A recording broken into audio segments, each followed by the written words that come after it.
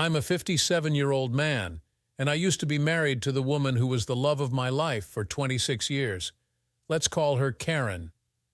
We were college friends and knew each other for a decade before getting married.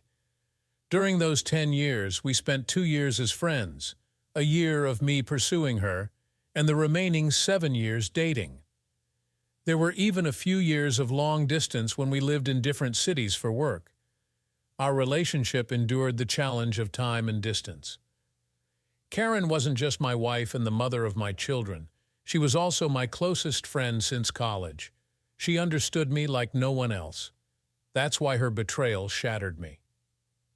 About a week ago, Karen and I attended our college reunion. Our college holds a reunion every year for the classes that graduated 35 years ago. It's a big event with singers and celebrities performing, eagerly anticipated each year. This year, it was our class's turn to shine. Karen and I were particularly thrilled because we were one of the few college couples who had married and stayed together for so long. We walked into the event, eager to show off our strong relationship. Little did I know that I was walking into a trap. We were having a wonderful time reconnecting with some of our dearest friends after many years. It felt like the best moments of our lives until someone approached us. We'll call him Sam. Sam had always been an admirer of Karen, and everyone in our class was aware of his deep affection for her. Karen was one of the brightest students in our class, and like any other attractive woman, she had her share of admirers in college. Yes, I was one of them too.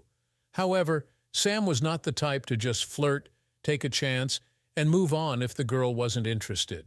He was the persistent type. He pursued Karen throughout college and beyond. He didn't give up even though he knew she was dating and in love with me. I've always been a secure partner and didn't let his advances affect our relationship. Sam, along with everyone else, knew that Karen was way out of his league, but he never stopped trying. I remember when Sam found out that Karen had married me. He actually texted me and claimed that Karen had made a mistake. He went on to say that he hoped I would care for her as much as he would have. Karen and I simply laughed at his childishness and romantic notions. We hadn't heard from him or spoken to him since that day until the reunion. When Sam approached us, we thought he would have moved on by now, considering it had been 35 years since college and 26 years since our marriage. However, to our surprise, he was still fixated on Karen. He greeted all of us with hugs and we reciprocated. However, Karen opted to shake hands with him because his intense gaze made her uncomfortable. He took a seat across from Karen and gave her an odd and intense stare, which didn't go unnoticed by anyone. I couldn't help but ask if he had brought his family to the reunion party. He replied that he was single. He mentioned that he had been briefly married in his 40s but had gotten divorced. I expressed my sympathy, saying, "I'm sorry to hear that," to which he responded dramatically, "Well, yes, you should be sorry. You stole my love," followed by a burst of hysterical laughter. If I were in my 30s, I might have considered physically confronting him, but as we're approaching our 60s, such things no longer hold much importance. Besides, Sam isn't the intimidating type. He's more of a sleazy, loudmouth guy you wouldn't pick for sports. Even though everyone heard his joke, no one responded, and you could feel others becoming uncomfortable, so we mostly brushed it off. However, Karen became noticeably quiet. Jennifer and I, VDJ Jennifer, is our close friend from college. VJ took Karen aside. We tried to lift her spirits, encouraging her to forget about the troublemaker and enjoy the rest of the evening. Knowing that Karen tends to overthink things, we both attempted to ease her mind. Suddenly, Sam approached us out of the blue. I suspect he had been keeping an eye on us all along. To our surprise, he apologized, stating that he hadn't meant to upset her. Instead, he claimed he wanted to make her feel happy, that despite the years of separation and the effects of aging on her appearance, she still had an admirer. I couldn't tolerate his cheesy words and told him to back off. He expressed genuine regret about causing discomfort.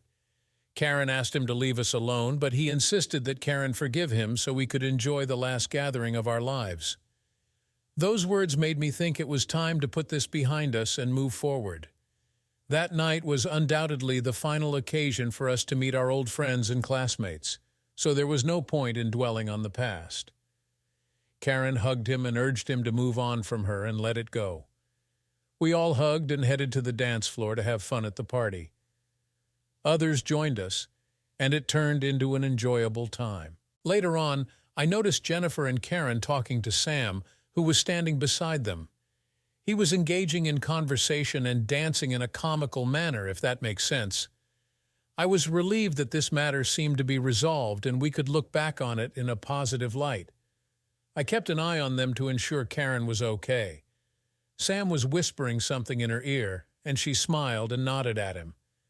I assumed it wasn't anything inappropriate, or else Karen would have reacted differently. This gave me the green light to relax and enjoy myself with other friends and classmates. About an hour later, I noticed that Karen and Jennifer were nowhere to be seen. Initially, I didn't pay it much mind because we were all mingling separately. I too was catching up with other friends on my own. However, when they didn't reappear after some time, I began searching for them. I attempted to call them first, but they didn't answer. I realized the loud music might be drowning out the sound of their phones ringing. After roughly 30 minutes, Karen returned, but something about her seemed off.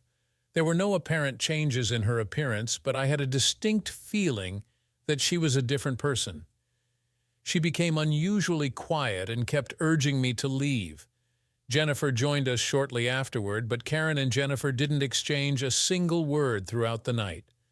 I assumed they had argued about something because they avoided making eye contact.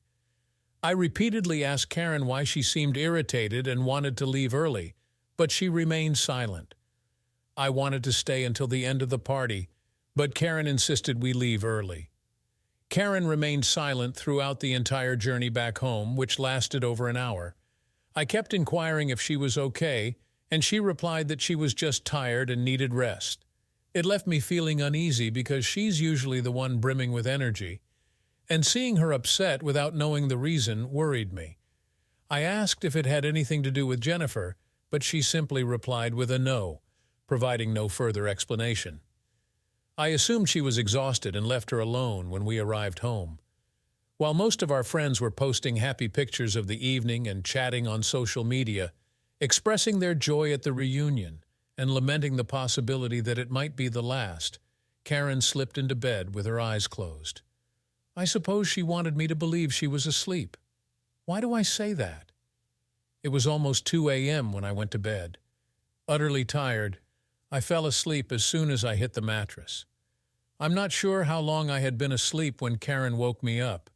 She was in tears, resting her head on my chest. I held her close and asked if she was feeling emotional about reuniting with her old friends, but she didn't respond. She simply continued crying.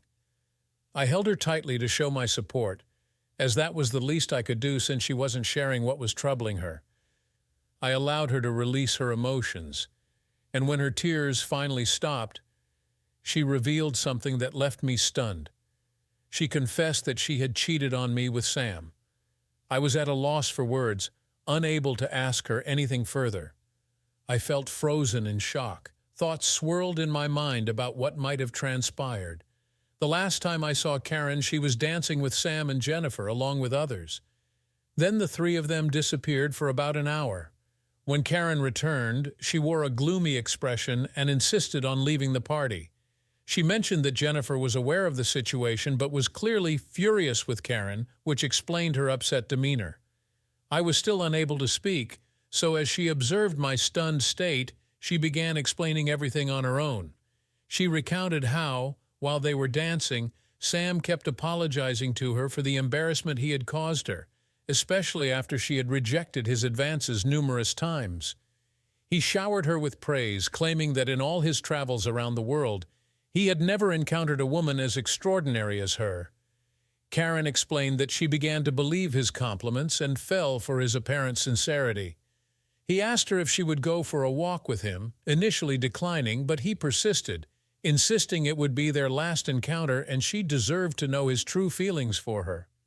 She wanted to hear what he had to say, so she agreed to accompany him for a walk on the college lawn, seeking the peace and quiet.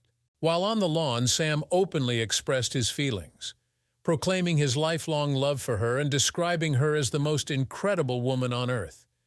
She recounted various things he said, but the essence was the same. Karen admitted that she was intoxicated and foolishly succumbed to his words. He began holding her hand while they walked, and in that moment, Karen felt an immense burden of tension lifting from her shoulders, making her feel strangely comfortable.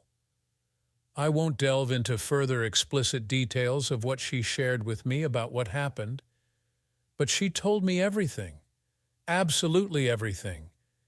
She even mentioned that her guilty conscience kicked in when they were in the middle of the act and she pushed him away. My mind was in a daze and my body felt numb. She nudged me, seeking some reaction, but I remained silent. I asked her to give me a moment. She continued crying and apologizing. Eventually, I told her to go to sleep and we would discuss the matter in the morning. She held on to me tightly, expressing her fear of losing me.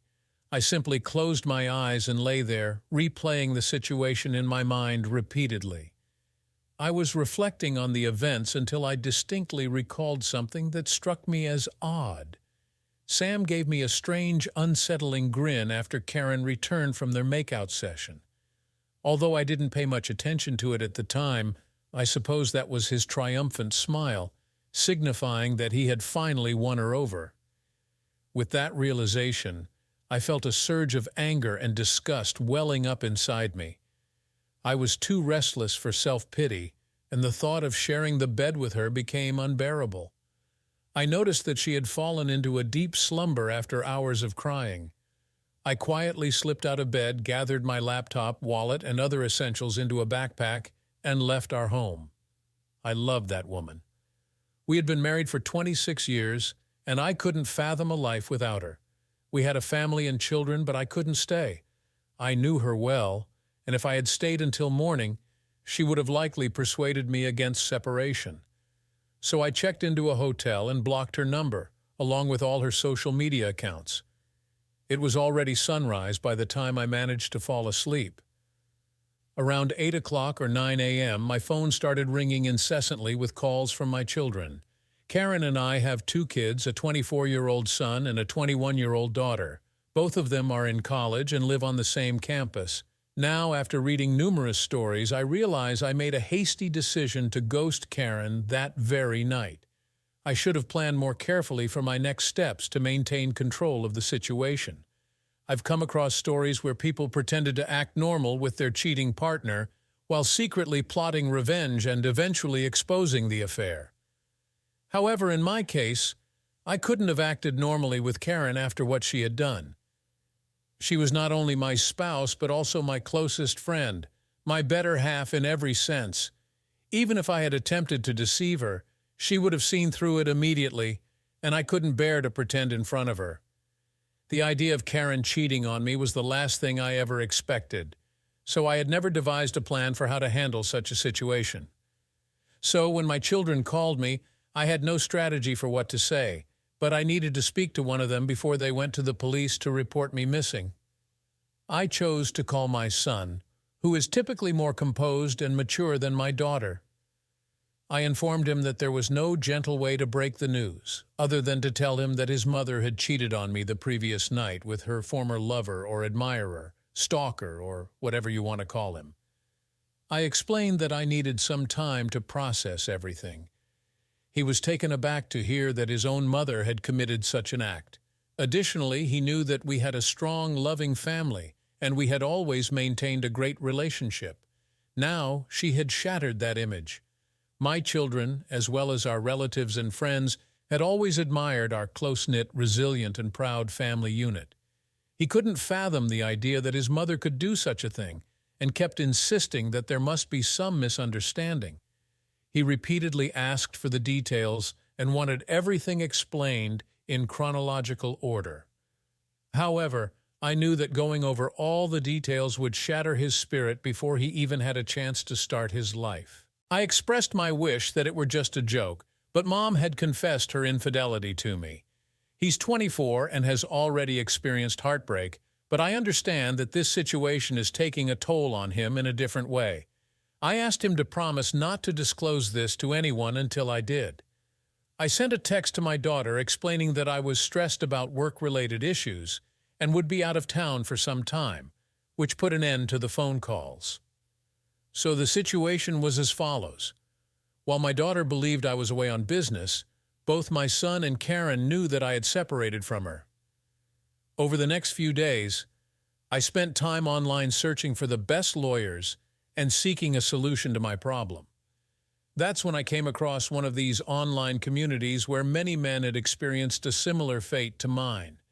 I read about how they had planned their revenge and taken action against their cheating partners, including their anger towards the affair partner. I understand their feelings, I truly do, but seeking revenge on Karen is the last thing I would consider in life. I still love her deeply, and I would be lying if I said I could destroy her life in such a way. I don't want to, but I also cannot be with her again. Reconciliation is not an option for me. I'm unsure how I'll navigate this situation or if I'll ever recover from it. I have numerous responsibilities to handle: my work, my children, my assets, and more. I've scheduled an appointment with a lawyer for tomorrow, and I'll see what advice they have to offer. I'll provide an update as soon as I make progress. Hey everyone, thank you for all the support. While reading your comments, I realized that I missed sharing some important information. Both Karen and I were management consultants, but in our late 40s, we both left our full-time jobs. Karen pursued her long-standing passion for writing, and I became a business consultant for startups. As a self-employed individual, I don't have a fixed workplace. One of you mentioned concerns about Karen potentially showing up at my workplace. Since I occasionally work from home or visit clients' offices, I consult for multiple clients simultaneously. So far, Karen hasn't been able to locate me. As I mentioned earlier, I'm approaching 60 and we've been planning our retirement for a long time. We've been saving up to purchase a beach house in the countryside for our retirement years, with plans to buy it next year. We've even identified some properties and have been in discussions with property owners. Fortunately, we haven't made the purchase yet. Otherwise, it would have presented a different set of challenges. Karen has been trying to contact me ever since I ghosted her. I met with the lawyer the day after my initial post, and he advised me to inform the children about the separation, given that they are adults. We also discussed the division of property, and I've decided to split it evenly between Karen and myself.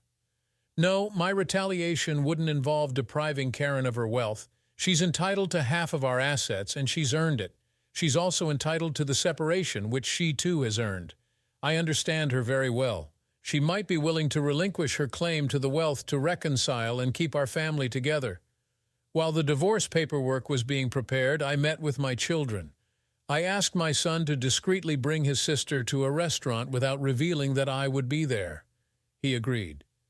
My daughter's reaction was intense. The moment she saw me, she bombarded me with questions. One of her questions was whether I was cheating on Mom, as she knew I had cut off contact with her.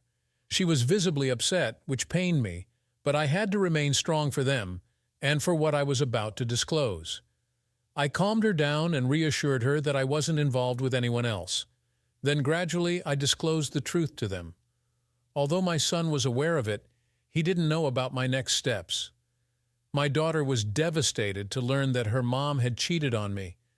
She had been living with Karen for the past 15 days since I left the house. She hugged me and apologized for being angry with me. They both inquired if I could consider giving our marriage another chance, but I made it clear that I was pursuing a divorce. They both broke down emotionally. Witnessing their tears was heart-wrenching, but they understood my pain. They pledged to support me through this challenging period. I assured them that I was separating from their mom, not from them.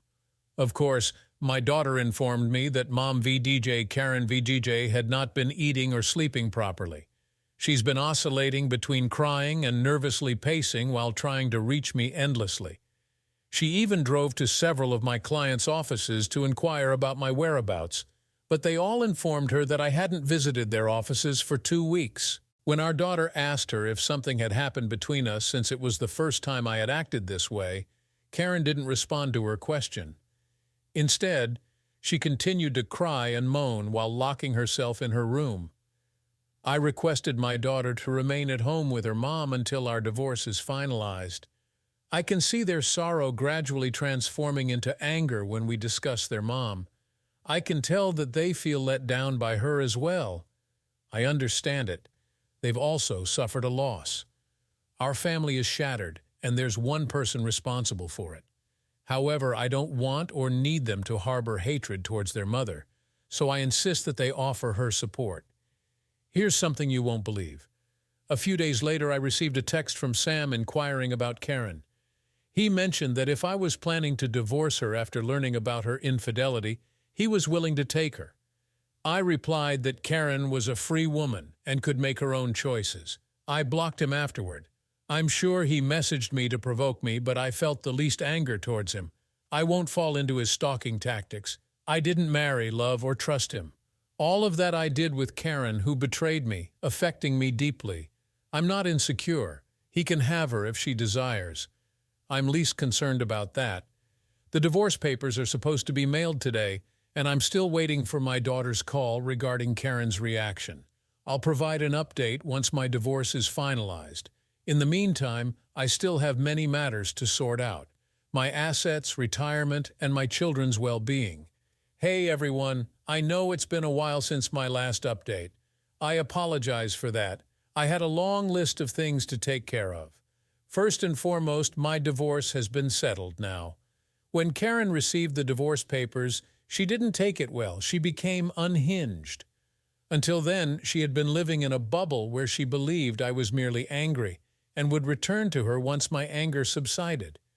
That bubble burst when she received the papers. She insisted that my lawyer arrange a meeting with me, but my lawyer declined. He stated that she was getting half of all the assets, which was more than she deserved. She responded by saying she didn't want any assets, only me. I told you I know her. She expressed her desire to meet me once before signing the divorce papers. She was confident in her abilities. She knew that if she had one FaceTime conversation with me, she could persuade me to reconsider the separation. She was right. If I had met her, I might have changed my mind. I still loved her and couldn't bear to see her deteriorate. But I couldn't set aside my self-respect. She took me for granted and tore apart our family. For what? I won't delve into that abyss. I just want to say I couldn't endure living like that. My daughter wanted to meet with me urgently. She informed me that her mom's condition had worsened to the point where she had to be hospitalized. Karen had fallen into a deep depression and was refusing any medication or supplements for her well-being. She had been admitted to the hospital and placed on a liquid diet because she had stopped eating altogether. I understand that many of you might perceive me as heartless and self-centered at this juncture, questioning whether I ever truly loved Karen due to my apparent indifference to her declining health. My response is simple. Have you ever experienced betrayal? If not, you cannot fathom the pain I'm going through. To say that I loved and cherished my wife would be an understatement. I practically idolized her. I was her staunchest supporter and fan, and we've been together for almost 3 decades. She's the mother of my children. Sam was partially right. Finding a woman like Karen is exceptionally challenging. She possesses intelligence, talent, empathy, and all the qualities one desires in a partner. Therefore, I made sure to treat her accordingly. But what did she do in return? She struck me at my most vulnerable point. I never imagined in my wildest dreams that she would betray me, let alone with Sam. A few days after Karen received the divorce papers, Jennifer reached out to me. She asked about my well-being and inquired about Karen. I informed her that we were going through a separation. She didn't appear surprised and mentioned that she knew the reason. Later, she called me. During our conversation, Jennifer asked how I had discovered the affair. I explained that Karen had confessed to it.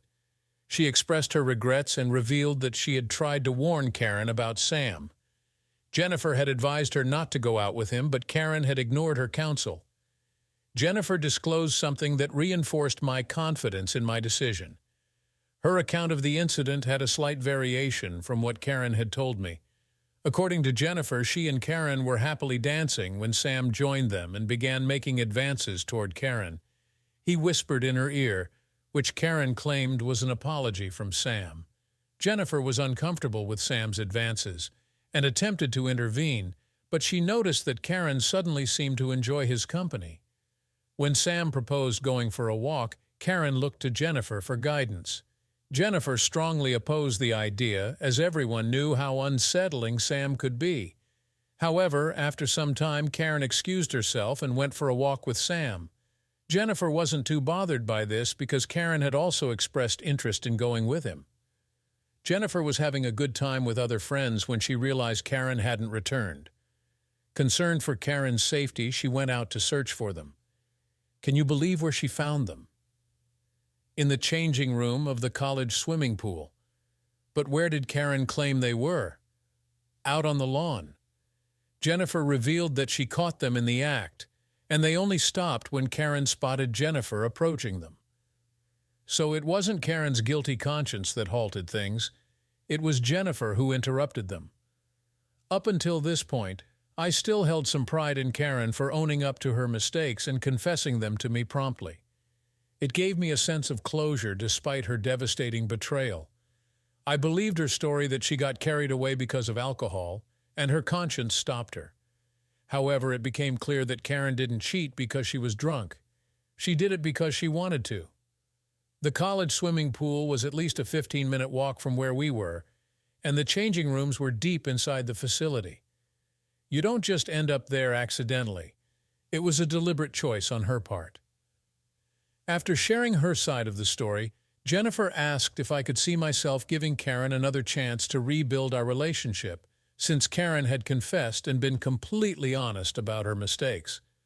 The thing is, Jennifer didn't know that Karen's version of the confession was different, and I didn't clarify or respond to her question. Despite Karen's miserable condition, she had lied to me, and that's when I lost all respect for her. Meanwhile, my children informed me that Karen's condition was deteriorating and she was on the brink of self-harm. Upon hearing this, I called Jennifer and explained our previous conversation where I had been told a different story by Karen. I asked Jennifer to visit Karen and have an open conversation with her. Karen had been keeping her secret locked up, causing her immense suffering. I also instructed Jennifer to inform Karen that I was now aware of the actual truth of that night, and I had no intention of forgiving her or taking her back. It was in Karen's best interest to prioritize her health because I knew she was intentionally harming herself in hopes of reconciliation. After all, I know her, don't I? Jennifer paid Karen a visit and provided me with an update. While Karen has not fully recovered from her weakness and depression, my daughter mentioned that she's doing considerably better. Additionally, Karen has gone ahead and signed the divorce papers, which was a significant relief for me. My plan is to wrap up my pending work and embark on a solo journey. I've decided to abandon my previous idea of settling down in one place because that would drive me insane. I acknowledge that I haven't handled the situation as perfectly as some folks in this community who faced similar circumstances. But I've done the best I could. Let's wait and see what the future holds. I'll keep all of you updated. Hello everyone, I hope you're all doing well. It's been a year since my last update. I wish I could say time has flown by, but it hasn't felt that way for me. I spent a few months in a motel and later rented a condo for a few more months until my divorce was finalized. As for my work, as I had planned, I gradually transitioned to clients with whom I could work remotely 100%. Regarding the money that Karen and I had saved for our retirement home, she received 50% of it, and I distributed the remaining 50% BJ, which was my share of VJ evenly between my 2 adult children. I don't have a need for it, and they are responsible enough to put that money to good use. As for Karen, she is still undergoing therapy. Jennifer maintains regular contact with Karen and occasionally checks in on me. She shared something surprising about Karen that I never expected. Keep in mind that this information comes from Jennifer, who is still supportive of Karen, so take it with a grain of salt. But she has no reason to deceive me. Here's the revelation. Brace yourself. Despite my repeated claims that I know Karen well, even after her infidelity, hearing this made me question whether I ever truly knew her. I always considered Karen a strong woman with a resilient mind, but it seems that loneliness took a toll on her. Karen began chatting with Sam, and he reciprocated by expressing his love for her until he learned about our divorce. Strangely, as soon as he found out, he started acting strangely and essentially ghosted her. Karen was heartbroken to discover that Sam stopped communicating with her after she informed him about the divorce. She reminded him of his claims of love and desire to be with her despite everything. It turned out that he was merely flirting with Karen for a casual physical relationship, which he got. He stated that he couldn't commit to a marriage or any emotional relationship with her because she's such a strong-willed woman. For those who know Karen, it's nearly unbelievable that she pleaded with Sam for a relationship. She couldn't have stooped lower because everyone knew Sam to be unsavory. Sam revealed his true intentions by admitting that he was only interested in a physical relationship, while Karen sought emotional support, not just physical intimacy. He mentioned having a live-in partner and being content with that arrangement. It appears that all of his love and admiration were insincere. When Karen and Sam had a disagreement, he concluded it with a hurtful remark. He indirectly taunted Karen by suggesting that he had succeeded in deceiving her. He claimed that he thought Karen was intelligent, yet he managed to trick her, implying that he was the cleverer of the two. This caused her to sink deeper into depression as she had lost everything by falling for his deceitful lies. The last update I received about Karen was a couple of weeks ago. My daughter had been staying with Karen since I moved out of the house. She needed someone's company to help her cope with her depression. However, after living with her for a year, my daughter realized that she could no longer coexist with Mom, as Karen had become extremely difficult. Karen, who was once emotionally resilient, has transformed into an insecure and erratic individual who constantly seeks the presence and attention of others. She has also become delusional and disoriented. Karen has morphed into a controlling and possessive mother. She bombards my children with calls and messages if they don't respond promptly. She even insisted that my son move in with her until he got married, but he declined her request.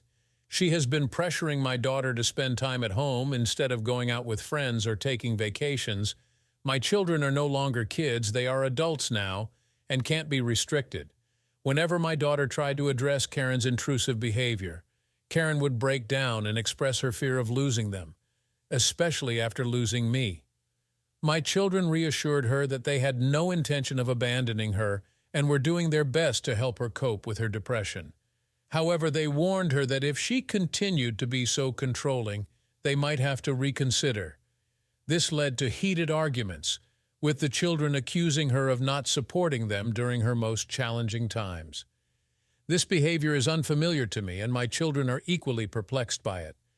Ultimately, they had to confront her, explaining that it was her actions that had disrupted our once happy and loving family. What was once a harmonious and safe family environment is now fractured and distorted. It was difficult for her to accept that her own children held her responsible for everything. My daughter moved out of the house 2 weeks ago. She informed me that she had tried her best to assist Karen but couldn't put her life on hold to care for her. I believe my daughter's decision was reasonable. She needs to move forward with her life, and Karen needs to regain control of her own life. While some might take satisfaction in seeing their cheating ex-wife in misery in their 20s or 30s, I couldn't find happiness in this situation. I felt genuinely sorry for her condition. Her poor choices have condemned her to a lifetime of suffering. I hope she can rediscover her former self, a confident, strong woman who doesn't need to rely on people like Sam for emotional support. As for my own journey, I've spent the past year living in 4 different countries. Exploring local cultures, savoring diverse cuisines, and immersing myself in entirely new lifestyles has been a great experience. Initially, I was disappointed that my retirement plans had to take a different path. I had always envisioned spending my golden years in peaceful harmony with Karen. However, now I find satisfaction in having embraced various cultures and lifestyles. I've had the privilege of meeting incredible people in different corners of the world. To clarify, I haven't entered into any new relationships, nor am I actively seeking one at the moment. I'll remain open to whatever the future has in store for me, and I'll keep you updated if anything significant unfolds. Hello, everyone. I apologize for not providing updates over the past few years. The truth is, not much noteworthy has occurred in the last 2.5 years, except for my extensive travels to more than a dozen countries and my renewed passion for painting. Initially, I initiated this thread to share my story about my cheating wife, and there didn't seem to be a point in updating it with my travel experiences, so I refrained from doing so. However, there has been an event that prompted me to write this update. Last month, after 4 years, I had the opportunity to meet Karen again. This reunion was due to my son's upcoming wedding. Yes, my son has found the love of his life and decided to tie the knot. He called me 2 months prior to the wedding and expressed his desire for Karen and me to meet the girl's parents. Initially, I was hesitant and suggested that I could meet them directly at the wedding. However, I realized that it wasn't about me. It was about fulfilling my responsibilities as a father. The girl's parents graciously hosted a dinner for us a week before the wedding. Although I hadn't confirmed my attendance, I decided to join at the last moment. It was somewhat challenging to see Karen in this context, as I would have preferred to have one of us attend. Nevertheless, I understood that I needed to be there for my son. Upon my arrival, Karen seemed surprised. She appeared different, and her eyes conveyed that she had undergone some changes. She greeted me with a polite smile, but I could sense that she was feeling tense throughout. She had always maintained her long, thick hair, even as we grew older, but it seemed she had aged more than expected during those 4 years. Interestingly, they seated us next to each other at the table, making me suspect that our son hadn't informed them that this would be our first encounter in years. It's worth noting that this situation posed no issue in front of others. She remained silent, but as soon as we had a chance to talk privately, she commented that I appeared healthier and happier. I acknowledged it, attributing it to cutting off all the toxicity from my life. This caught her off guard momentarily, and she glanced around to ensure no one overheard us. She inquired if I was in a relationship, but I evaded the question, stating that my relationship status shouldn't concern her. During our conversation, I barely made eye contact with her, focusing my attention on everyone else primarily. After the dinner, when it was time to leave, I bid everyone good night with hugs, but I simply nodded my farewell to Karen, telling her to take care. I suppose she didn't anticipate that, as she also stood up when I was saying my goodbyes to everyone. It happened quickly, so I don't think it was too awkward for the others. Surprisingly, my interaction with Karen was quite uneventful. She seemed either intimidated by me or too anxious to engage in more open conversation. Whether she was overthinking or not, I didn't dwell on it much. After leaving the gathering and stepping outside, my son accompanied me and offered for me to spend the next few days with him, but I declined, assuring him I would call. I then drove to my hotel. By the way, I don't have a permanent residence. I'm mostly out of town, and when I'm in town, I stay in a motel. Transitioning into a nomadic lifestyle after being a family man for 26 years was challenging, but I've grown accustomed to this adventurous life, and I'm thoroughly enjoying it. Aside from my family situation, I have another update. I now have a companion. Yes, during my visit to Tokyo 2 years ago, I met Ashleen, who is 52 years old. She had recently come out of an abusive relationship and was savoring her first solo trip. We connected while hiking up a mountain. We became friends because neither of us was seeking a romantic relationship at the time. After our time in Tokyo, I was about to head to South Korea while she was heading to Thailand. We stayed in touch for the next 6 months and eventually decided to plan our trips together. For the past 1.5 years, we have been traveling together to over 8 countries. We became travel companions and didn't rush into anything physical or emotional during the initial 2 months of our travels.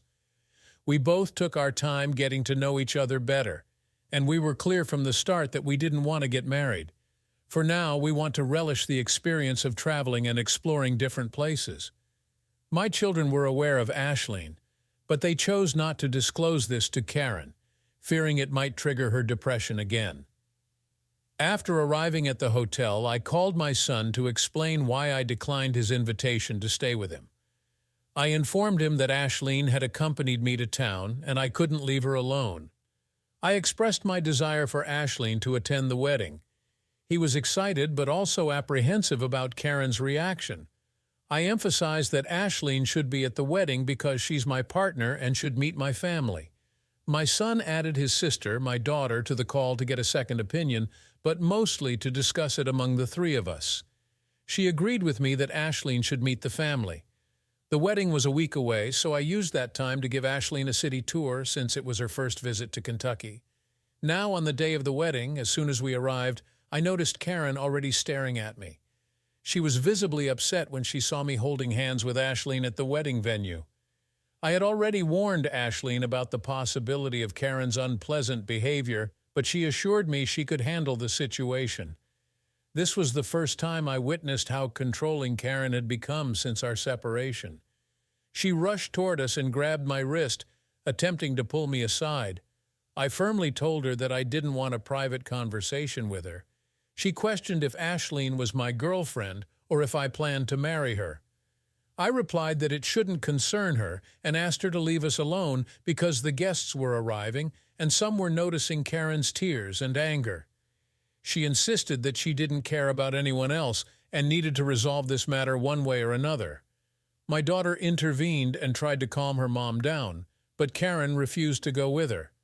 We pointed out that she was disrupting the wedding. She responded loudly that she didn't care. At this point, my usually gentle daughter turned into a force to be reckoned with. She didn't just lose her temper. She gave Karen a stern talking to that I never expected from our daughter. In a hushed yet commanding tone, she told her, "Mom, you were supposed to walk into the wedding on Dad's arm and be with Dad, but you chose to be with some random guy. So either accept it and move on right now, or I'm going to make sure you're kicked out of the wedding before it even begins." I almost wanted to intervene, as it's natural for a parent to do so when they see their child in distress, but my daughter was tougher than I could ever be when it came to her mom. As she pointed her finger at Karen and meant every word, I felt the tension in Karen's grip on my wrist release. I saw Karen's face quiver as she let go of me, and she stared at me for 3 seconds. During that time, her expression shifted from anger to betrayal to sadness.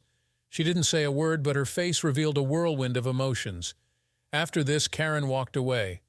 Needless to say, she didn't introduce herself to Aisling. On a positive note, my daughter apologized to Aisling, who then hugged us. I reassured her that there was no need to apologize. My daughter is strong, and I'm proud of her. I could see that my daughter was emotional when she said, "It's on her, Dad. We've suffered enough. She needs to move on or leave you alone." Karen had made everyone's life miserable, yet she had expected sympathy and care from some friends over the years. My children don't have a family home to gather in for special occasions, and I acknowledge my responsibility for that. During the rest of the wedding, Karen grew increasingly upset that our children were supportive of me. She either stood in a corner or appeared more excluded than a mother of the groom should be. She didn't even join us for the family photo. Jennifer called me a few days ago and mentioned that Karen had taken this as a blow to her ego, seeing me move on in life so quickly while she remained single. I told Jennifer that my children and I are done with Karen's drama and she's on her own. She can do as she pleases. I just want to enjoy the remaining years of my life in peace. I'm considering staying closer to my kids and providing them with a family home to gather peacefully. Even though they're grown up, this wedding made me realize that a new stage of life is approaching, and I might become a grandparent. However, I won't be sharing that with Karen, and I'm perfectly fine with that. We'll see if Aisling is willing when the time comes. I want to express my gratitude for the advice and the genuine experiences shared by some of you. I wish you all to remain loyal and true to your spouses. If not for yourselves or your partners, do it for your children. Life is good and there's always more to enjoy.